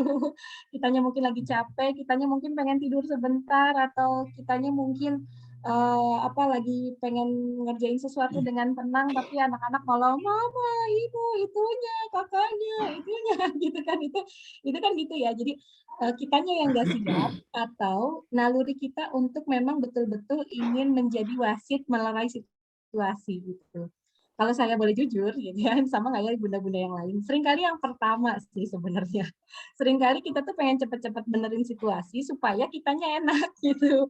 Tapi bukan untuk anak sebenarnya ya gitu nggak ya? Kadang-kadang kalau sama nggak ya bunda-bunda di sini? Kadang-kadang kalau boleh jujur tuh itu buat kita sebenarnya bukan buat anak gitu. Udah. Kayak kita sering bilang udah jangan berantem tuh bundanya pusing gitu teriak-teriak terus gitu bunyi gitu kan itu sebenarnya kita sih gitu ya. Kalau saya sih jujur kalau anak sekarang jujurly gitu ya jujurly itu kayaknya kita yang belum siap. Nah sehingga memang bisa jadi sebetulnya ketika kita yang nggak siap proses alamiah untuk mereka saling asih saling asuh saling ngasah dari berantem itu jadi nggak terjadi gitu. Dan kalau kita jujurly lagi nih bunda, peristiwa berantem itu terjadinya sebenarnya nggak lama. Nggak lama kan anak-anak tuh maksudnya ada gitu kita yang bilang. Terus mungkin kita udah berlebihan responnya ya. Kamu nggak sayang sama adik? Karena mau adiknya terluka, mau adiknya mati. Oh, gitu. Tapi 10 menit kemudian mereka udah baik-baik lagi meskipun 10 menit berikutnya juga berantem lagi gitu. Jadi kadang-kadang saya nggak siap sih untuk melihat hal-hal seperti itu. Saya juga termasuk yang sama kok Teh. Cuman mungkin tadi saya cerita ya, Ahilman lebih tega. lebih tega. Jadi kadang-kadang ya udah malah di anak yang keempat ini Teh, saya sama Ahilman kalau anak-anak lagi berantem terus ya tidak ada potensi bahaya lah gitu ya. Kita tuh yang bisa dia ke dapur yuk gitu. Kita tuh bisa makan Indomie gitu ya. Yang sambil vibes-nya tuh ini kita lagi di pinggir pantai. gitu.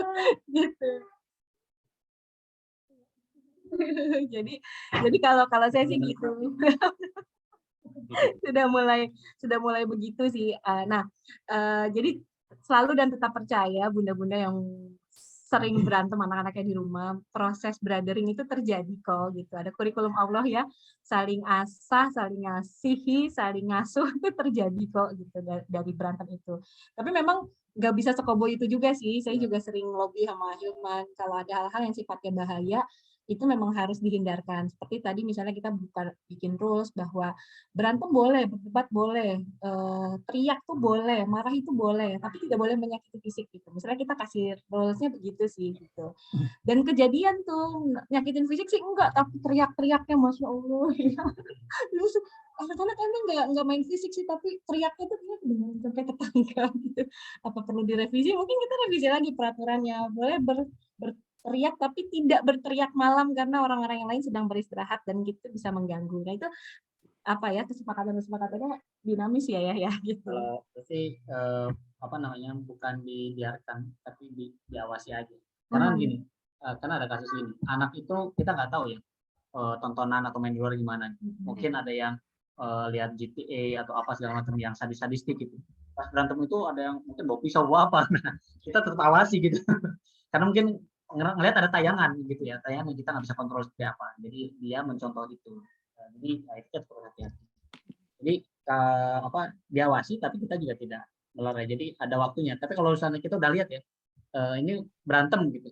Tapi udah waktu udah lama. Jadi berantemnya itu sudah istilahnya ada berantem yang udah nggak sehat lah. Udah terlalu lama gitu. Ini udah kan proses belajar lagi. Ya udah ya, kita ajak dua-duanya kemana? Dua-duanya kita ajak. Ajak misalkan, ayo kita ke warung beli es krim. Gitu. Ayo gini udah. Nanti udah tenang lagi, udah belajar untuk maknai rasa. Tadi tikut naon. Ini kenapa? Oh iya, kita nggak apa-apa. Kayak gitu aja. Jadi apa ya? Ya karena bisa belajar ya anak-anak.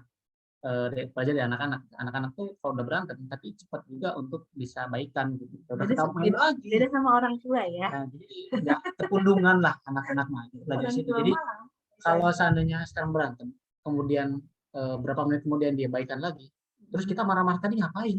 Gitu.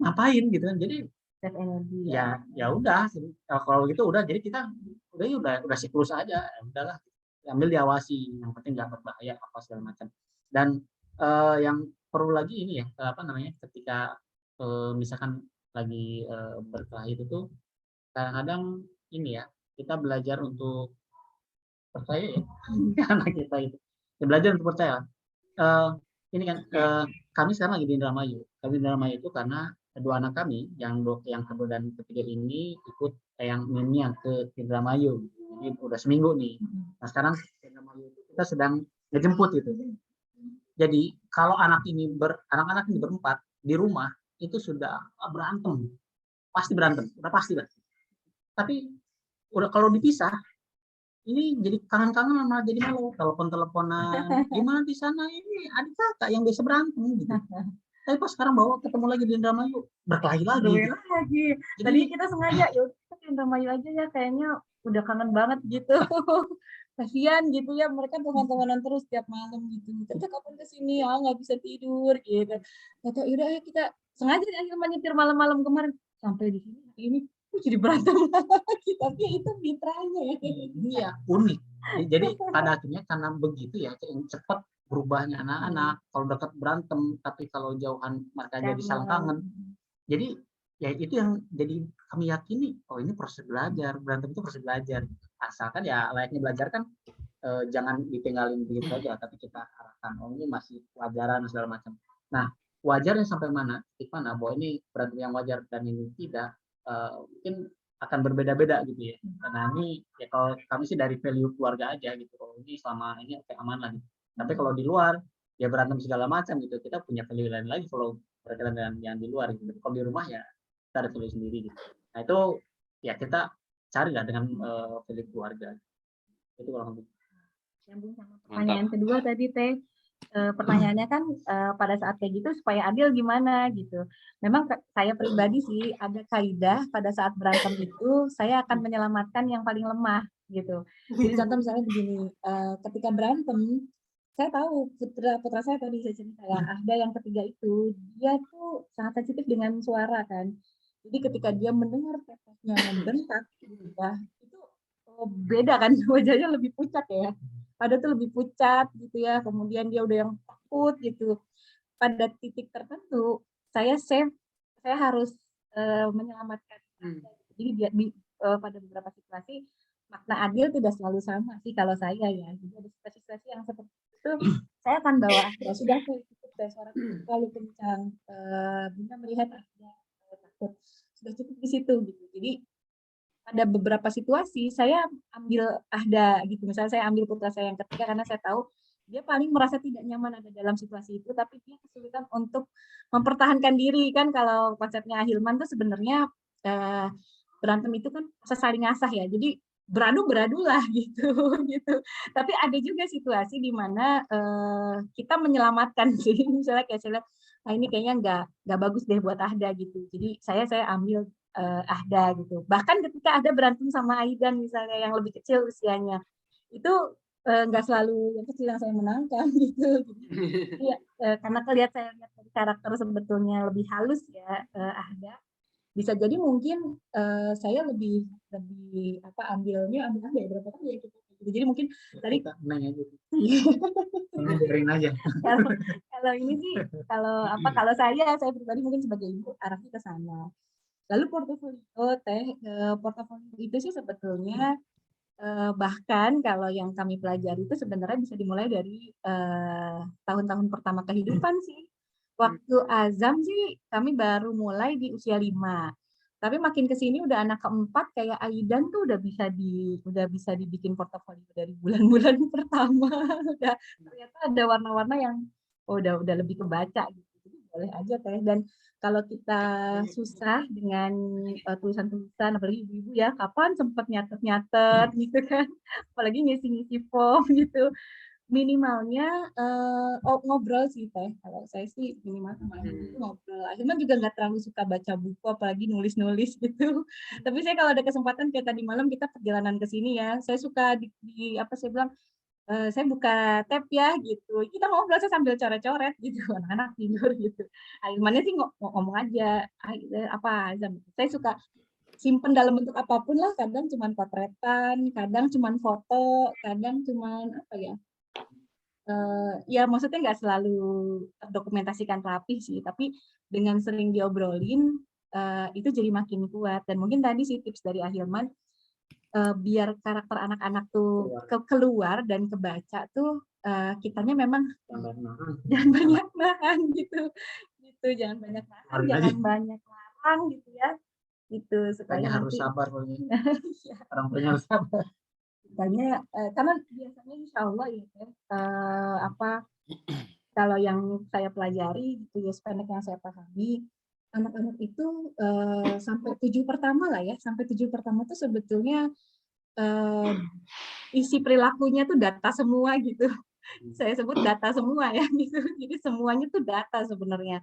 Cuman kan data itu kita baca nggak sebagai data gitu, atau kita bacanya sebagai keriuhan gitu. Bacanya sebagai gangguan ya. Akhirnya kan nggak kita compile sebagai data portofolio kan gitu. Kita yang cuman kita ingat tuh cuman nyusahinnya, ngerepotinnya gitu, bisingnya gitu. Tapi kalau kita baca itu sebagai sebuah data, itu sebetulnya isinya tuh data semua lah. Kalau bahasa saya begitu ya, 7 tahun pertama tuh isinya data semua gitu.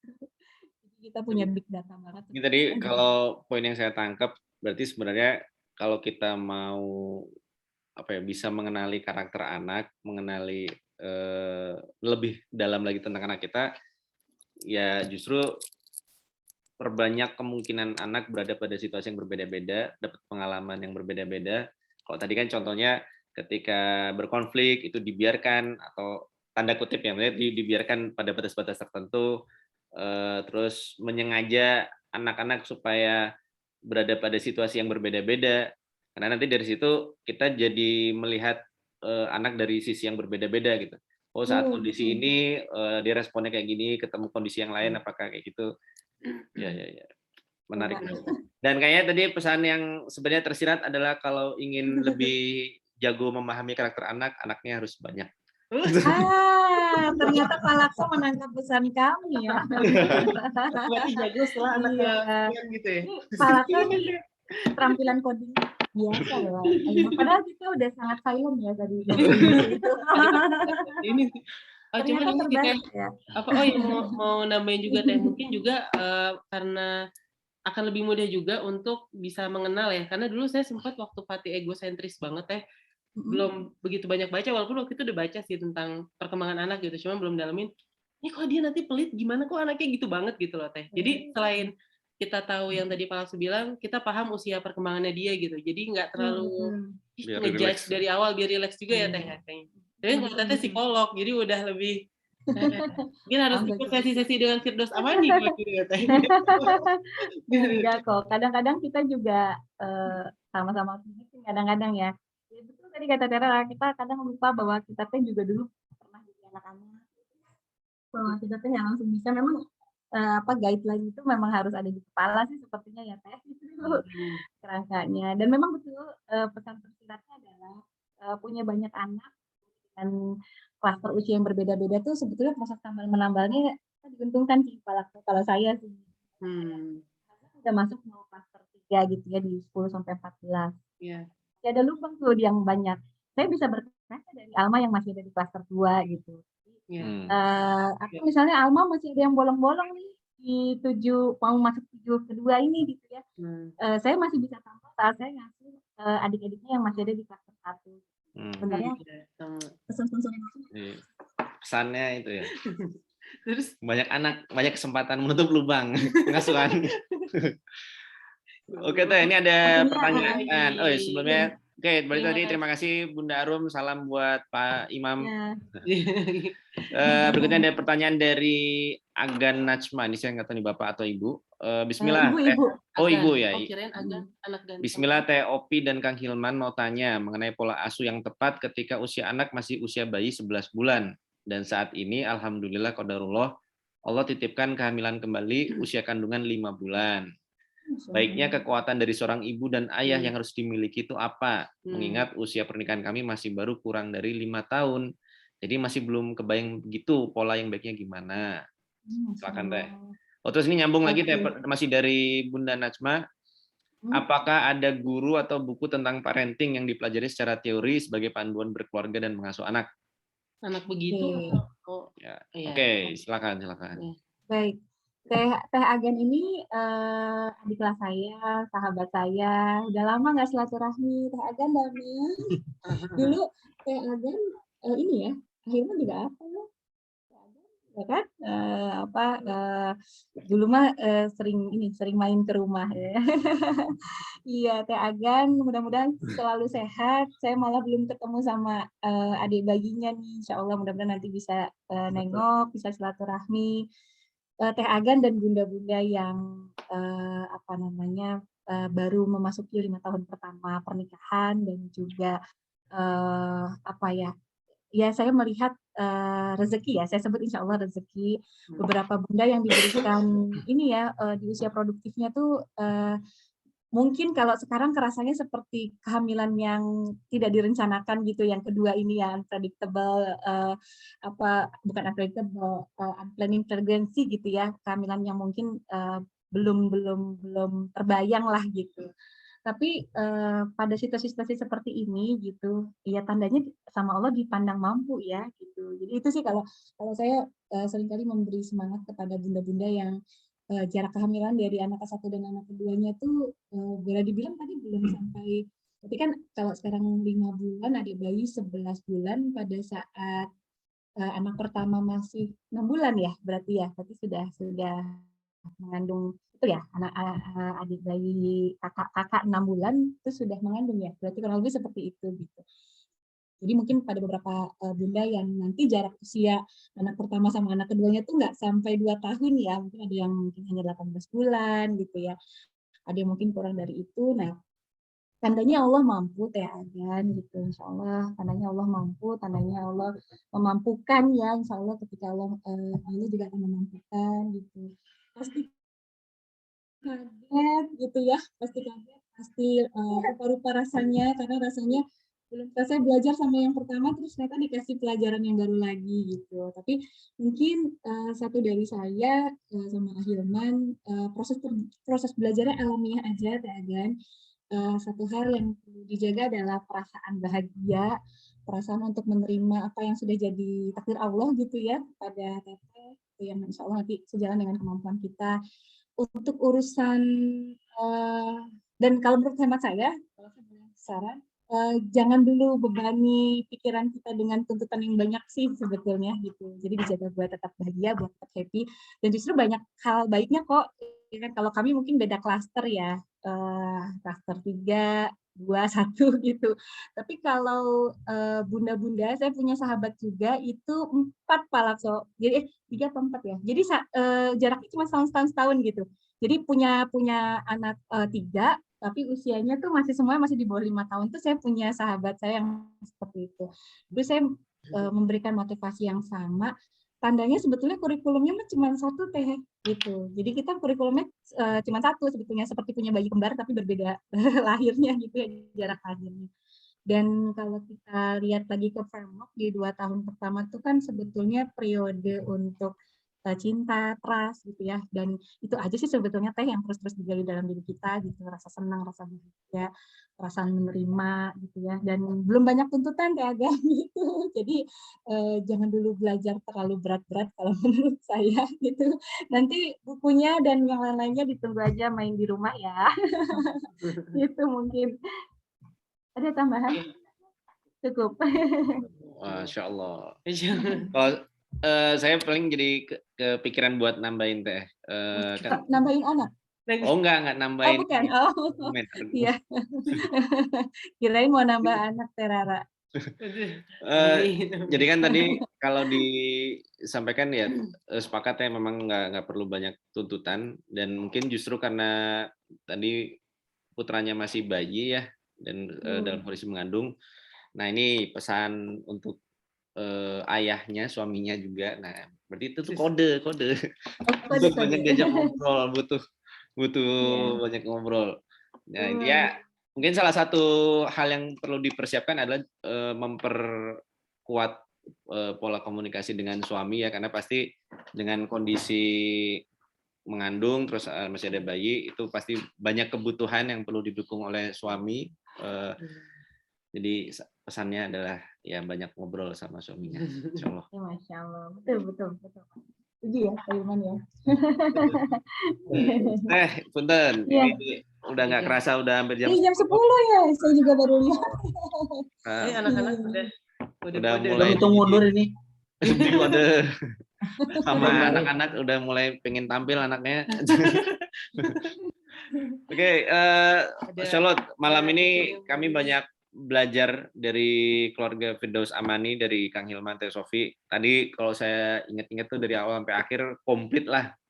Mulai dari yang namanya membangun komunikasi antar pasangan, terus bagaimana tadi berusaha saling menerima ya antar pasangan, memahami masing-masing bagaimana, kemudian masuk ke cerita anak pertama dengan ya namanya anak pertama itu biasanya anak percobaan, anak belajar gitu ya, anak prototype.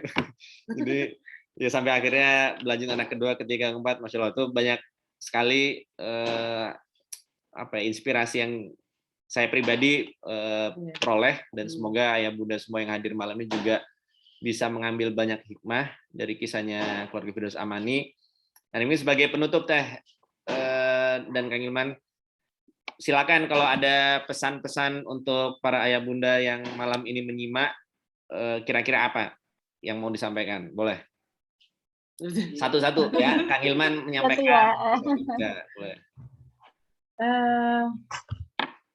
Kalau 11 tahun ini, karena ini refleksi akhir tahun ya, refleksi 11 tahun ini selalu percaya bahwa karena ini titipan dari Allah ya, ayah bunda, jadi pasti Allah mampukan, insya Allah.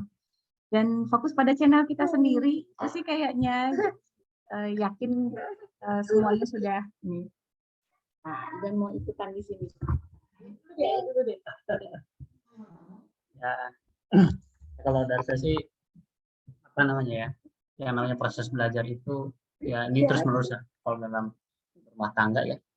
Tapi jangan pernah berhenti untuk belajar, jangan pernah apa namanya ya, lelah untuk belajar gitu, karena selalu akan ada hal baru di situ.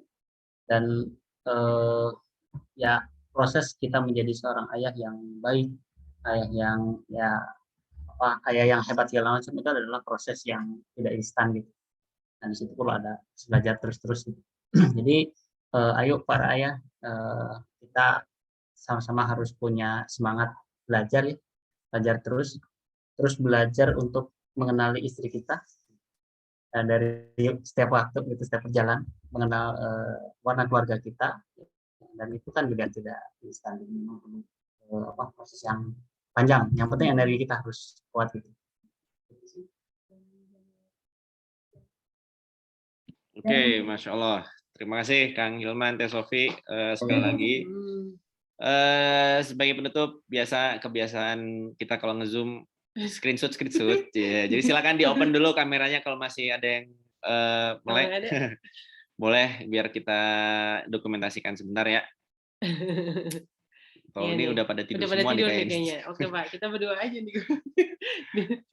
Oke, sekali lagi ini ya Bunda semua, jadi acara malam ini tajuknya sebenarnya acara Sapa Fasdar. Fasdar itu fasilitator daerah Hebat Baraya, komunitas Hebat Baraya. Jadi insya Allah ini memang jadi program rutin komunitas Hebat Baraya. Kita akan secara berkala banyak menggali inspirasi dari keluarga-keluarga, karena biasanya kalau kita ikut kajian parenting, kelas parenting udah banyak, tapi yang kita masih banyak bingung adalah implementasinya realnya seperti apa. Nah itu biasanya akan lebih mudah kalau kita belajar dari keluarga yang lain. Jadi nantikan Sapa Fasdar berikutnya, dan semoga ayah bunda semua dimanapun berada dalam kondisi sehat, semangat, selamat, dan tadi terus semangat menjadi orang tua yang terbaik untuk putra-putrinya. Dan ingat, perjalanan kita jadi orang tua, perjalanan kita membina keluarga ini, garis finishnya masih nanti ya, masih di surga gitu. Jadi ya sekarang tempatnya kita berlelah-lelah, tempatnya kita bercapek-capek.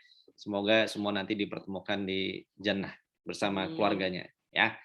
Sekali lagi terima kasih Kang Hilman, Teh Sofi. Ini fotonya kayak mau foto tapi yang lainnya udah nutup semua, cuman kita berdua. Boleh screenshot dulu. Ya? Boleh lah, 1, 2, 3. Oh, ada. Silakan. 1, 2, 3. Oke, terima kasih. Ya, kita tutup dan doa kafaratul majelis. Subhanakallahumma bihamdika, asyhadu an la ilaha illa anta, astaghfiruka wa atubu ilaik. Terima kasih keluarga Firdaus Amani dan ayah bunda semua. Assalamualaikum warahmatullahi wabarakatuh. Waalaikumsalam. Waalaikumsalam warahmatullahi wabarakatuh. Nuhun Kang Hilman. Ya. Assalamualaikum.